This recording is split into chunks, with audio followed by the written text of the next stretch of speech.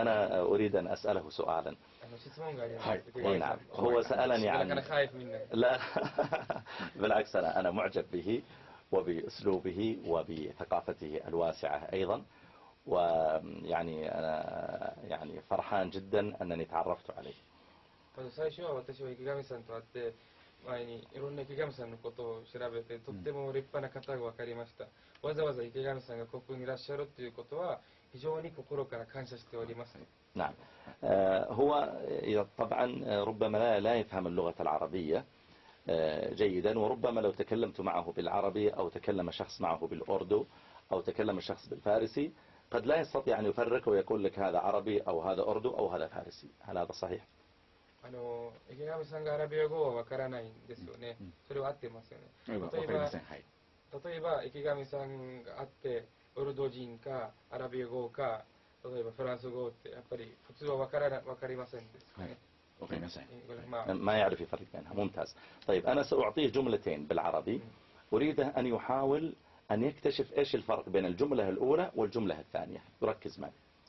池上さんに2つアラビア語の言葉を今から言います。その2つの間の言葉の違いがちょっと分かってほしいんです。考えてほしいんです。موافق؟ いいですか؟ طيب. الجملة الأولى: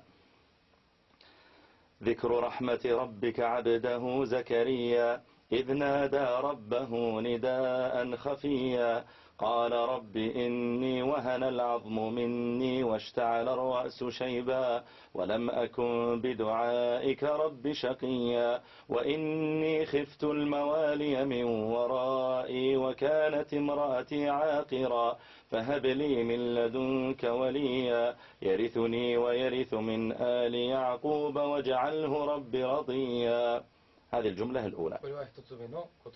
طيب يأخذ الجملة الثانية: نحن جئنا إلى هنا ثم استقبلناكم في هذا المكان وجلسنا معكم في هذا الزمان ثم أنسنا بكم وفرحنا بكم وبعد قليل سوف نفارقكم. هذه الجملة الثانية. طيب هل اكتشف فرقا بين الجملة الأولى والجملة الثانية؟ どうですか池上さん、一つ目と二つ目の何か違う何か感じましたでしょうか。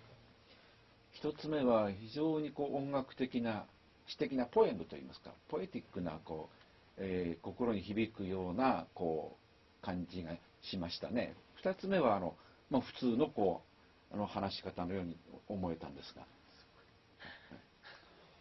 يقول لك الكلمة الأولى كانت كلمات جدا كده رائعة خارجة من شاعر، بس أصعب شيء كلمة أكبر من الشعر ودخلت إحساس غريب فيها.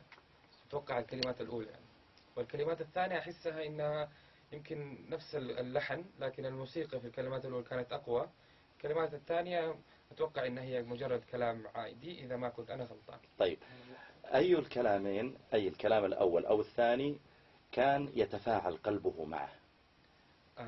一つ目の言葉と二つ目の言葉のどっちの方が池上さんに気に入ったんですか？気になったんですか？一つ目の方が心地よかったですね。يقول لك الأولى كانت دخلت قلبي أكثر.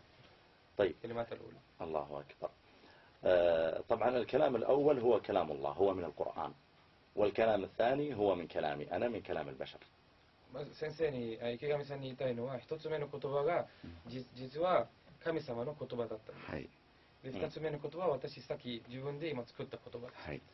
لذلك اليوم أكثر الذين يدخلون الإسلام يدخلونه لما يسمعون كلام الله سبحانه وتعالى. والله سبحانه وتعالى لأنه يحبنا أرسل إلينا رسولا ولم يترك هذا الرسول يعطينا الكلام فقط من عنده، لا، وإنما تكلم الله تعالى بكلام من عنده سبحانه وتعالى إلى البشر، والصحابة كتبوه ونقلوه إلينا.